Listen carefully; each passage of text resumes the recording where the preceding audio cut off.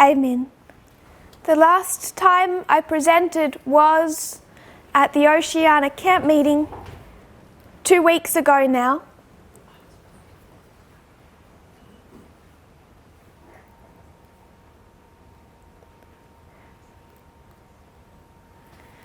I'm not sure if people are aware of the day. What date is it today? It's October 3, and what does that mean?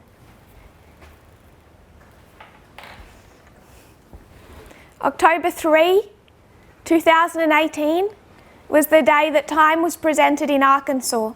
So it's the 2-year anniversary of the Midnight Cry message in the United States. And I just wanted to mention, it's not something profound or some great methodology, but we did find it fascinating at the time. It was presented October 3 in Arkansas. 10 days later, where was it presented? I'm going to be looking at the chat a lot today, so please feel free to comment. October 3 in Arkansas.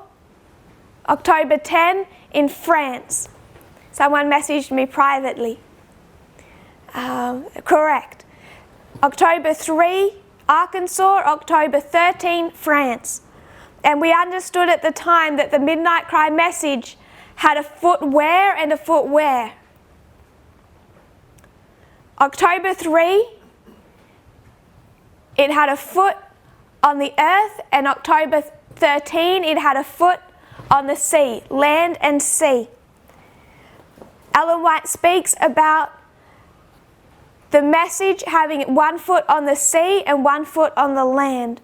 So it went from the United States, which is the land, to France, which is the sea. And where was the third place that the Midnight Cry message was shared? United States, October 3, France, October 13, December 2018, where was the message shared? The third location. Some of you should know this well. Brother Graham, Island of the Seas. Island of the Seas ministry, which is what location?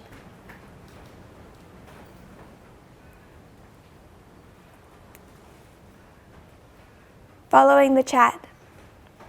Fiji. Someone answered privately. So it went from the land to the sea to the islands of the sea, was the 3 steps that the Midnight Cry message took in 2018. October 3, 2 years ago, was the United States. 10 days later, France. A number of weeks later, Fiji, which is, as we saw 2 weeks ago, is led by the Islands of the Sea ministry. And we saw at the time that that was a prophetic fulfillment. It was another stamp on the Midnight Cry message. So I just wanted to note that, considering the interaction we had 2 weeks ago with the Islands of the Sea ministry, and considering the time frame that we're in. So 2 years ago, that message was given. In some ways it feels like 20 years ago, in some ways it feels like 2 weeks. From the first 3 main givings of that message in October, November and December, through 2019, it went worldwide. And voice after voice joined that cry, and it really swelled. As country after country and individual after individual joined their voice to that message. Since then, we have traced that history with the end of ancient Israel, seeing the triumphal entry through the upper room, through the separation, through the pain of Gethsemane, and through the cross, which we still prophetically still don't understand completely, through November 9. And we entered into a new dispensation. We're in the dispensation of Jacob's time of trouble. Does anyone feel like we're not in Jacob's time of trouble? I think that is one subject we're all in concord with. It is a time of trouble. So that message that was given 2 years ago, it swelled and was taught throughout the world in 2019. It really came to a conclusion at the German International Camp Meeting in August and September of last year. The final touches were put on that message with World War I, the Third Diadochi War, World War I, completing our understanding of World War III, and the message of Eden to Eden. That soon became also the focal point of the shaking. The division that had been growing over some time came into the open. And God saw fit to direct us, now that the Midnight Cry message had reached a completion. God directed us back to reform lines, the lines of the beginning and end of ancient Israel and the beginning and end of modern Israel. And right when we came into the most critical parts of the history of the priests, these two back-to-back testing time periods, God saw fit to anchor us in those original reform lines. And if you are familiar with the Canadian Zoom camp meeting of a little while ago, a couple of months ago perhaps, that is what we tried to remind people of. We hold on to those cords, and God gave us those cords at the exact same point as the first of two shakings came into the open. Those are the cords that were particularly to anchor us. The Midnight Cry message and those reform lines given in 1989. So from August and September of last year, when the Midnight Cry message came to some type of completion, through till about April and May of this year, about 6-7 months, we focused on the end of ancient Israel. And it is the pattern that we see behind us. The model that takes us from 4 BC to 100 AD. And then the three groups of people called in that time period. 2 for the Jewish nation, and then finally at 34 AD, which is here, to the Gentiles. So through the history of that, particularly that first shaking, and also into the second, from August, September through around April, May, we focused on the end of ancient Israel, and we largely established that reform line. I'm not saying there isn't still additions to be made, but that reform line became very well established.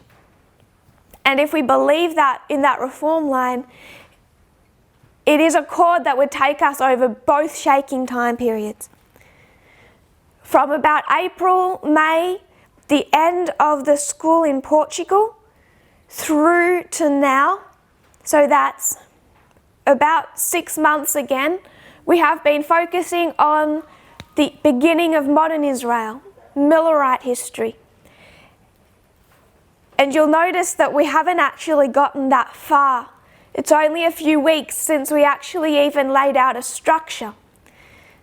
And I would suggest one of the reasons for that, one of the characteristics of this time that makes it so difficult to be able to lay out this history, is a result of the pandemic. We are starting to have some camp meetings over Zoom, but what we haven't been able to do is have schools. And it's at schools that the message really becomes, if you picture it like bread dough, it gets stretched, it gets folded, it gets wrestled with and kneaded. Not just by the person up the front, but by the students who are participating. It becomes an open discussion, not just with the students there, but by people following online who then message and ask questions and add their thoughts. One of the reasons Acts 27 is such a solid study is because it had 3 months at the school in Brazil early last year where we wrestled with Acts 27. We haven't been able to do that with Millerite history. And it's the absence of having schools in this movement that has impeded the rapid growth of this message and the ability of many people to feel established in that reform line. But we have been going over it Sabbath after Sabbath. So we are missing schools. So I wanted just to give us a brief verbal overview of the last 2 years. From October 3 main camp meetings, 3 main presentations in Arkansas, land, France, sea, Fiji, islands of the sea. Then it spread through 2019, came to a conclusion in the German International Camp Meeting by September last year. Then God gave us back the reform lines. They are particularly the cords that were going to hold us through the epicenter of 2 crises facing this movement. We faced the first, that split in the upper room when Judas left, then through Gethsemane and the cross, November 9, still properly to be understood, then entering into the wilderness time period, the 40 days, on 2 different models of the end of ancient Israel, the 40 days of the wilderness and the 40 days of the disciples. And you can take that and see that in other 40-day time periods. 40 days of Goliath claiming to have defeated this movement. I won't go into that any further. But that 40 days has now reached a conclusion, and we are now in the upper room time period. We've entered into a new dispensation from November 9 last year, and we have been through that time period needing to understand concretely the beginning and end of ancient Israel, more commonly known as the line of Moses and the line of Christ, and the beginning and end of modern Israel, more commonly known as the line of the Millerites and the line of the 144,000. We've been impeded in the growth of that message by the absence of schools. I wouldn't say so much camp meetings. Camp meetings are the more public presentation of what is generally discovered and dug out through schools and private studies. And we are missing that. But we also recognize that this is the dispensation where the focus of our work is also particularly organisation. And that also requires more time than it ever has before. So we have been meaning over the last 5 months from May to study Millerite history together. And we've gone on what might seem quite a lot of tangents. We started that study and realized that we needed to also lay a couple of other things in place. First of all, why did Christ not come in Millerite history? We would say because it's a history of failure. Then we need to understand, why is it a history of failure? We would say they went back into the Laodicean condition. We wanted to understand what that meant.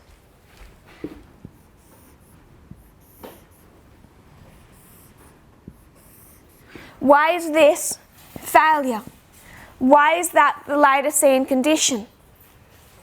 So we went back to here and we saw the Apis bull. And we saw what this Apis bull was and represented. And then we were able to trace it and see not why the end of ancient Israel was failure, because it was success, but we see why ancient Israel, why the Jewish nation fell away. It's a history of success, but not for the Jewish nation. So we wanted to see what this Laodicean condition was and how it's carried through in such a way, not that our history is a history of failure, but why for the Adventist institution it is a history of failure. Why they fail where this movement succeeds. And what we recognised was that it was a returning to idolatry. The Apis bull, the idolatry of the pagan nations, the Laodicean condition, the idolatry of apostate Protestantism. So all that we've studied in this history that has seemed to be taking us away from Millerite history has been necessary to understand Millerite history. Now we know why they're a history of failure. They went back to apostate Protestant idolatry. What was that idolatry? We began to look at conspiracy theories, at nationalism, at apostate Protestant thinking as it developed from 1798 particularly, and then through all of that history, even addressing the conservative Protestant response to the League of Nations in 1919, the threat of globalism that they held to. And now we find that as Israel, as the Jewish nation, held on to that idolatry from pagan nations, today Adventism has held on to the idolatry of apostate Protestantism. The Jewish nation would never have admitted to it. Adventism never admits to it. And you see that ancient Israel would say, we look out at the wickedness of Rome. We're in opposition to Egypt and to Babylon and to Rome. We can see that they don't follow God. We can see that they need to be destroyed. They're in idolatry.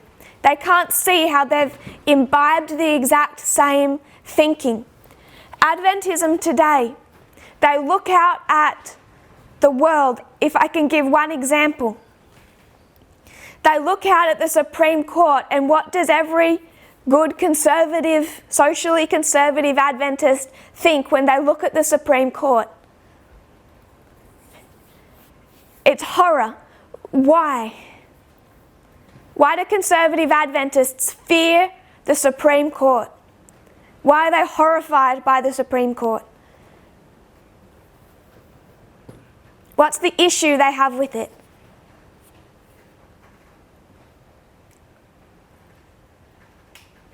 It's Catholic. So many members of the Supreme Court are Catholic. So a good socially conservative Adventist feels threatened by the Supreme Court because the Supreme Court is Catholic.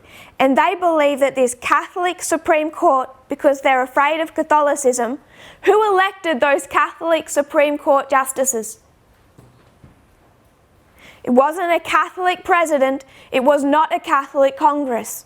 Protestants elected those Catholic Supreme Court justices. But Adventists look at those Supreme Court judges and they're afraid. Why? Because sometime in the distant future, those Catholic Supreme Court justices might institute a Sunday law. So they're afraid because they see Catholic Supreme Court justices, but in real life, how do they feel about that Supreme Court? Those Catholic Supreme Court justices are socially conservative, Republican-leaning, Republican mentality judges. And those exact same justices are ruling on what issues? Abortion. How does Adventism feel about that? Now they agree with those justices. Gay marriage. How does Adventism feel about that? Now that they agree with those justices. LGBTQ rights. Now where do they stand? They agree with those same justices. The way those justices define religious liberty. We discussed a few weeks ago the 2014 Hobby Lobby decision where the Supreme Court ruled in favour of a company that did not want to give health care that it did not agree with to its employees. So a company that is a family business that is owned by a religious family wanted to control what health care they could give to their employees based on their religious beliefs. And the Supreme Court decided in favour of that company. Ruth Bader Ginsburg was a dissenting voice in that Supreme Court case, and she spoke out strongly against that Supreme Court case. We discussed that a number of weeks ago. But those Catholic, socially conservative justices ruled in favour of this religious family that owned the Hobby Lobby business. How did Adventism respond to the Hobby Lobby court case? The Seventh-day Adventist Church in North America released an official statement. This is written July 1st, 2014 in Adventism Today. The Seventh-day Adventist Church in North America released an official statement yesterday saying that it was encouraged by the decision announced this week by the Supreme Court of the United States in the Hobby Lobby case. But there were Adventists who expressed reservations and concerns about the same decision. There are Levites. The denomination's official statement gave emphasis to the fact that the decision reaffirmed the Religious Freedom Restoration Act, which safeguards the broad religious liberty protections available to all people of faith.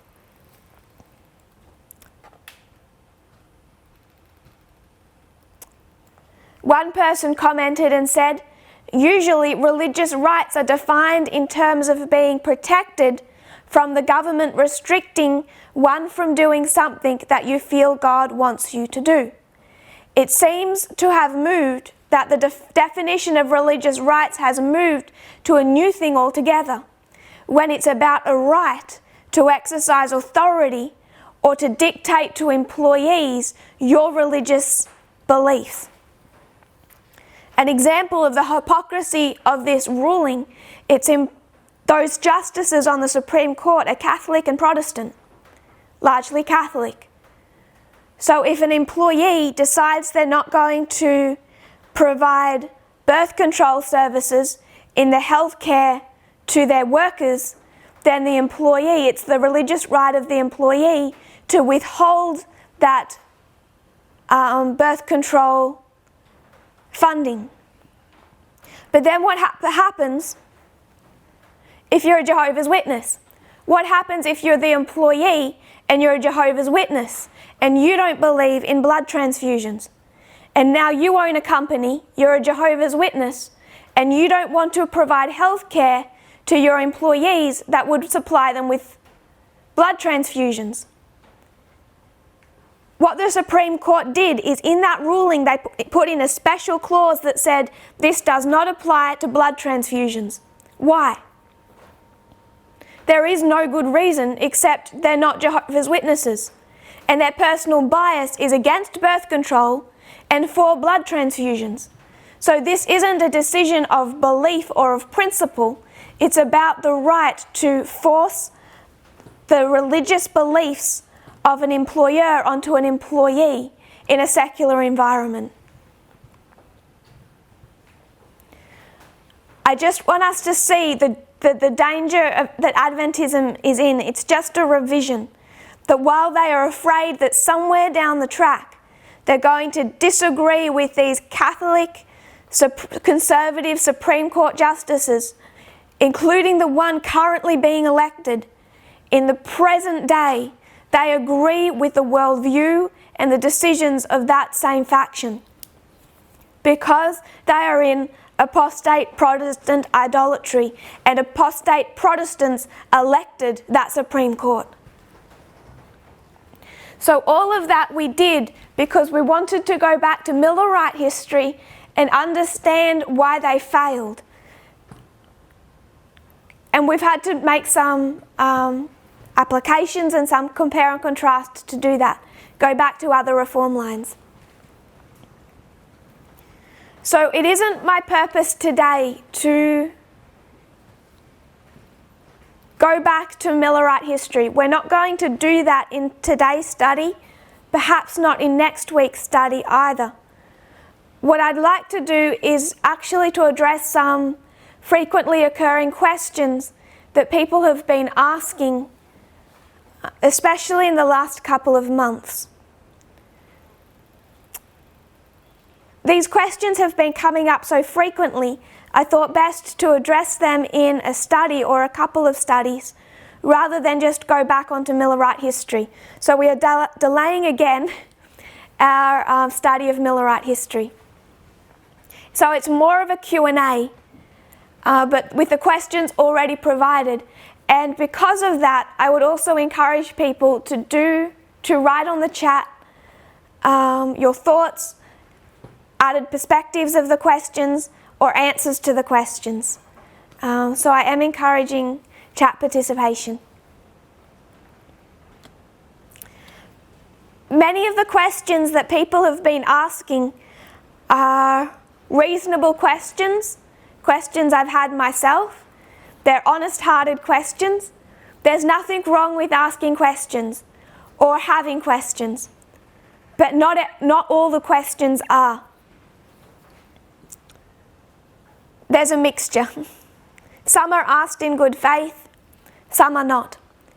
One that was not asked in good faith. Example, someone asked the question, how is the coming of Cambridge Analytica to the United States the Sunday law of 2014? We're going to come back to explain why that is not an honest-hearted question. But we'll begin with one that has been asked by many people and I think is a good, reasonable question to ask. So when we look at this pattern, this is an omega structure. It applies for the end of ancient Israel and for the end of modern Israel. 2 calls for the church, 1 call for the world or the Gentiles. So we're going to use both histories, end of ancient and end of modern, when we're writing on these lines. What do we call these 3 lines? What's our word for these 3? Looking for answers. What would you call this? Fractals. Good participation. So we call these lines fractals. What is the definition of a fractal? I'll give a visual representation. It's a structure, if I can try and simplify something that goes over my head easily. You have this pattern, it looks like a Y shape. If you take away that view,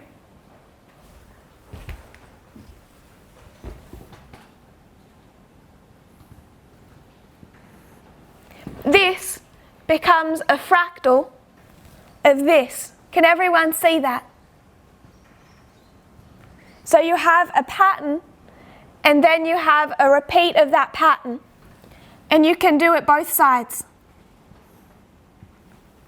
So we started with one pattern, then we created another, and then we created another, and they all become repetitive patterns, and you can continue to do this.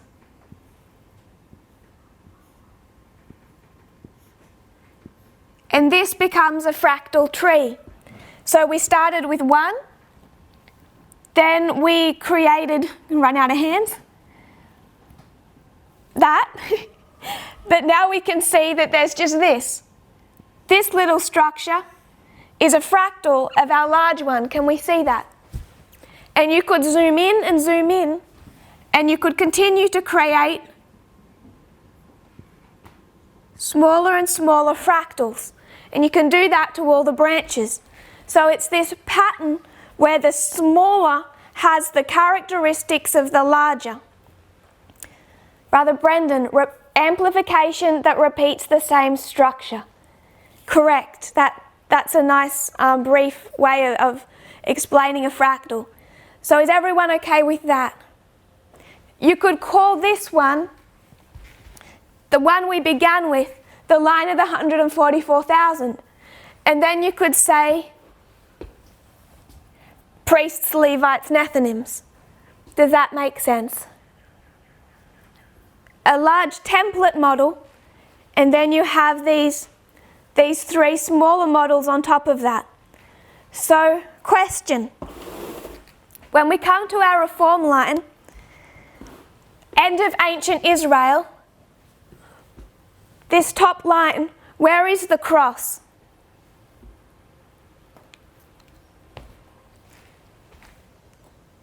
What history?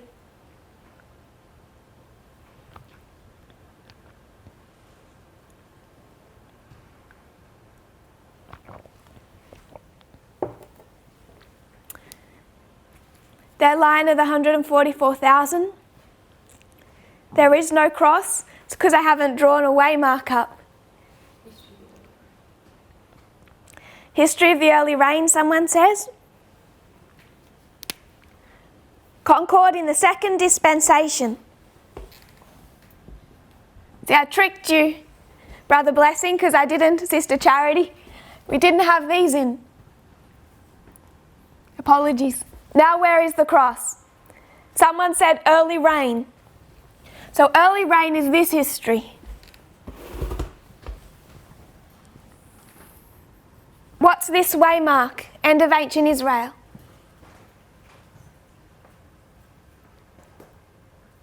"34. Gospel goes to the Gentiles.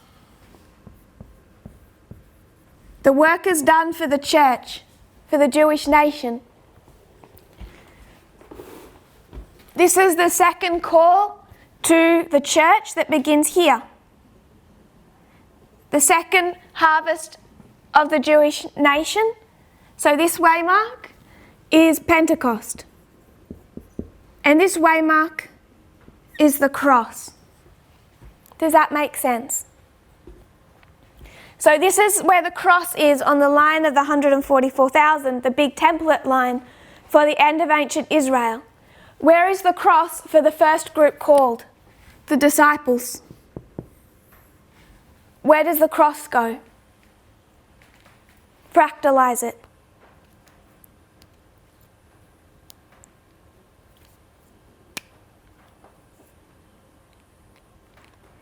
Someone says fourth waymark, close of probation, close of probation. What's the problem with what you just did? What's the issue? Sister Adriana says that's not a fractal. I agree. Where would you place it if you're going to fractalize that history?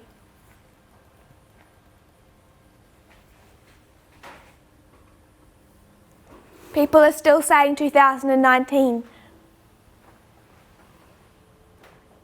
Early rain.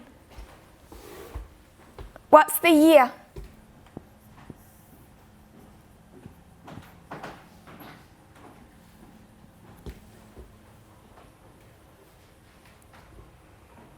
We're taking this model and we're going to fractalize it. The early rain that begins in 2001, what's this waymark? 2009. Can you see what we just did?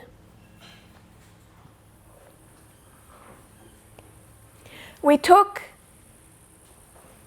the large model, which would take you from 4 BC to 100 AD, and we created a fractal of it. If you create a fractal of this line, you take the cross from the Concord waymark of the early rain and bring it to the Concord waymark of the early rain. Does that make sense?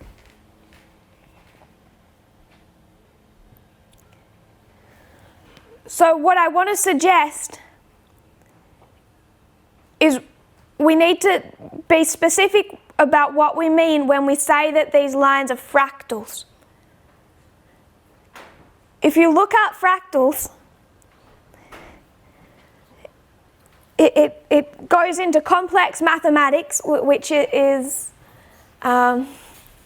it can be a challenge. But they list 3 different types of fractals. I won't really, I'll just, they list 3 different types.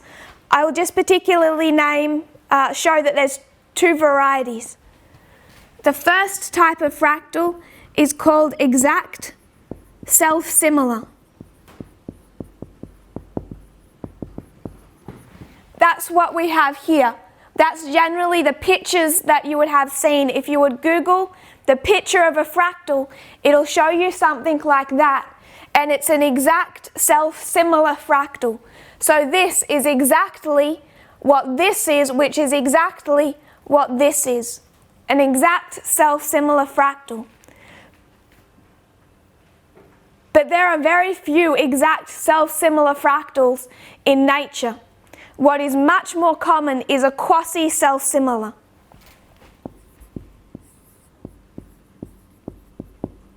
So you have exact and you have quasi.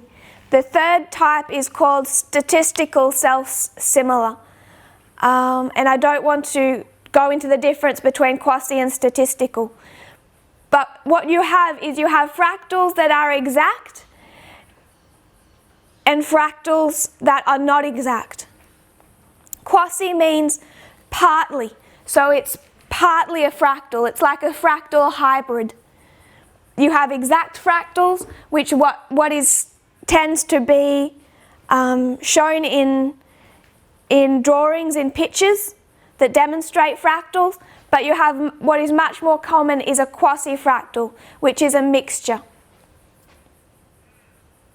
Could you spell the second fractal, please? I'm sorry, it's hard to read on the board. It's a Q-U-A-S-I.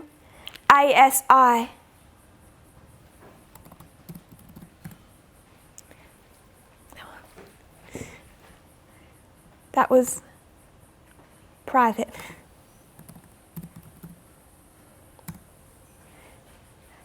A quasi-self-similarity. So without needing to be technical, it really just means that you have fractals that are exact and you have fractals that are a hybrid but still considered a fractal. What we have in reform lines is not exact fractals, and we will save ourselves a lot of trouble if we come to terms with that fact. We're dealing with fractal hybrids, partial fractals. The reason that we have that is because of how we are using that history.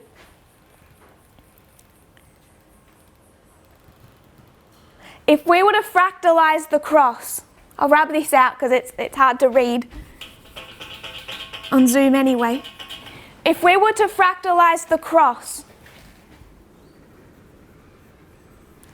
we would take it from this line and we would see the cross here. Then we're going to place the cross here for the Levites, and then we'll place the cross here for the Nethinims. Does that make sense? That would be to take this history and to fractalize it. If we were to see the end of ancient Israel as one long history, what we would essentially be doing is cutting it up to fit it into these models. We would take it and we would squish it together, which is what we've done here. Take the whole fractal and you're just going to squish it down till you can make the cross fit over 2009, or you're going to stretch it and you're going to make it a smaller event fit on a larger model. You're going to manipulate that history. And this is the difference between our methodology and FFA's methodology. They are fine with stretching, squishing, cutting up history until it fits on the dispensation that they wish it to, and we don't do that. Someone asked, do we have to hold these 2 concepts at the same time? The cross being 2019 and 2009. And I would suggest no. When we make the cross 2009, I would suggest that is wrong methodology, and you have to manipulate the history to do that. What we have to do is be comfortable and familiar that when we use fractals, we're taking a whole expansive history from 4 BC to 100 AD, and we're just dropping that in. So we're seeing disciples, Levites, Gentiles, John as 144,000, and we're not manipulating the history. You can go and create another whole reform line about Christ as a disciple, but that becomes another reform line. It doesn't become a manipulation of this line. Does that make sense? Do we have any questions or anything on that? If you can please write if you do.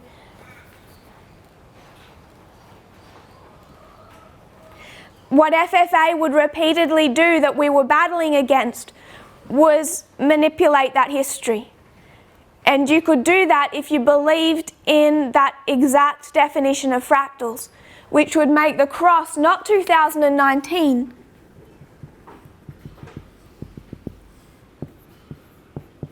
but 2009.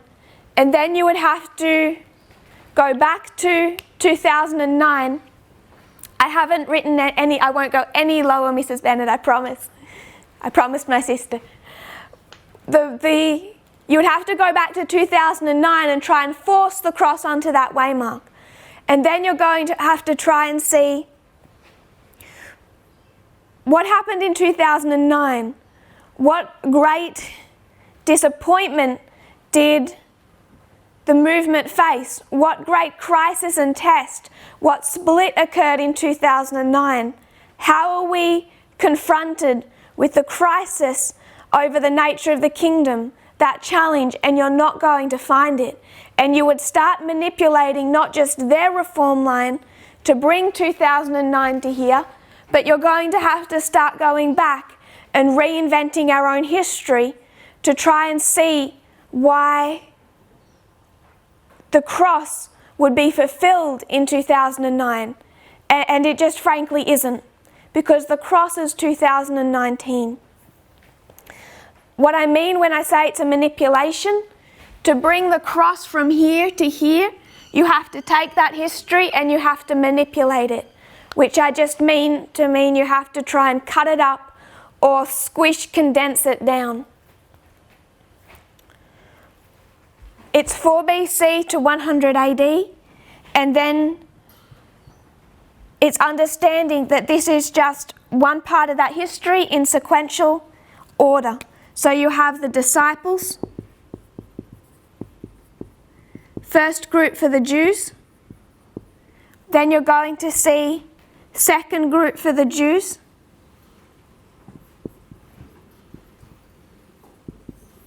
then you're going to see Gentiles called in, and then you're going to see the 144,000 typified by John the Revelator. So we are not manipulating that history. We're not cutting it up. Does that make sense? What is fractalized is the structure. Do we see any disappointment in 2019? I would suggest that we do, but there are two types of disappointments. The disappointment of the disciples and Christ was not the same disappointment as that of the Millerites and Samuel Snow. So the disappointment of Christ and the disciples, Christ is disappointed. He's seeing the disciples that couldn't stay awake to pray for him. He's seeing that scattering, but it's no surprise. It's painful, but it's not a surprise. It's disappointing, but not a surprise. There was no mistake in his message. The disappointment of the Millerites and Samuel Snow was different because there was a mistake in their message. So it's two types of disappointments. We have that in 2019. We're disappointed by the shaking and the split, though it really shouldn't have been a surprise. We're disappointed by the fact that we didn't understand November 9. Also shouldn't be a surprise because we have reform lines that tell us we wouldn't at the time. So it is disappointing, but none of that indicates a mistake in the message, because there wasn't in the end of ancient Israel. So to answer a question, yes, the cross falls on 2019. It cannot be put on 2009, which is there, or 2016 or 2020. It's 2019.